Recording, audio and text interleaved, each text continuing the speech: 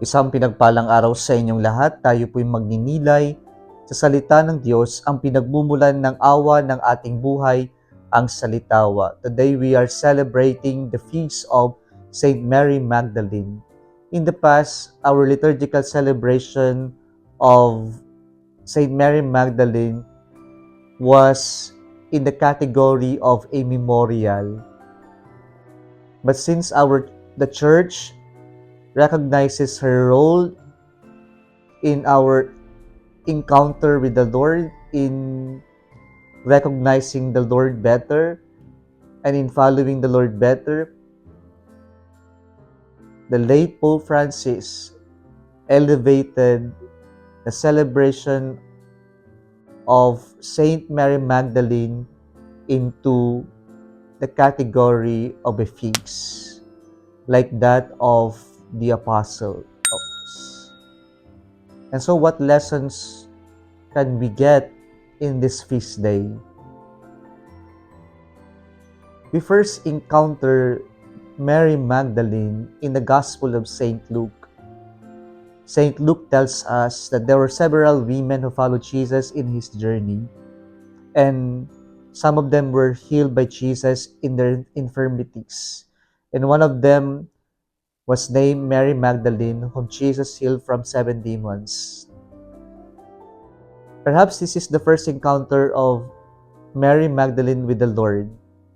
And her first encounter with the Lord was in her suffering, when she was suffering with what St. Luke calls 7 demons. 7 demons here doesn't mean Mary was a sinful woman with seven capital sins. But 7 demons here in what is acceptable for many Bible scholars refers to severe infirmities or ailments that Mary Magdalene was suffering from.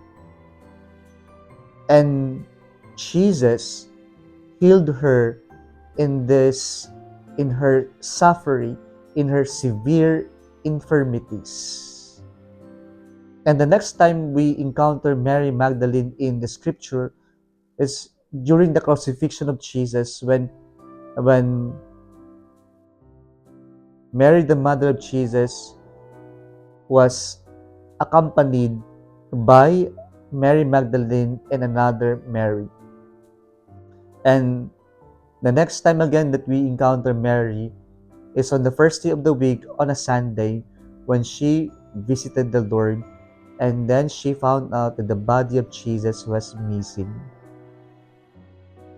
In all these encounters of Mary with the Lord, what is common in these encounters of Mary with the Lord is moments of cross in her life, of suffering, of difficulties, like that of 7 demons. Yung araw ng pagpapapakok kay Jesus sa krus, yung kanyang kamatayan, at noong tumatangis si Maria sapagkat nawawala ang katawan ng Panginoon. And so in these encounters of Mary with the Lord, these encounters transform her. And what has become of Mary Magdalene in her encounters with the Lord? Tatlo pong transformations. Una po, her encounters with the Lord made her a lover of the Lord. At ito po yung sinasabi ng ating unang pagbasa ngayon. A lover of the Lord is someone who seeks her, who seeks the Lord, who does everything in search for the Lord. And a lover is someone who makes God his or her everything. At ito si Maria Magdala, ang kanyang pagtatagpo sa Diyos ay ginawa siyang umiibig sa Diyos at sa kanyang dakilang pag-ibig sa Diyos, laging siyang uhaw at gutom sa Diyos. Kaya nga yung ating tugon sa Salmo Responsorio ay, "My soul is thirsting for you, O Lord my God." Mary became a great lover of the Lord because she made Christ our Lord her everything. Pangalawa, the encounters of Mary Magdalene with the Lord transformed her to become a follower of the Lord. Yung kanyang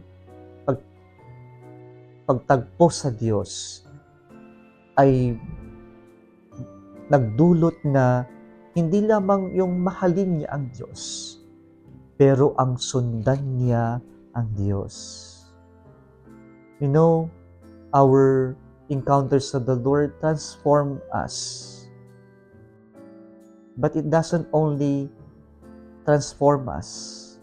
Our encounters with the Lord would also lead us to follow Him closely.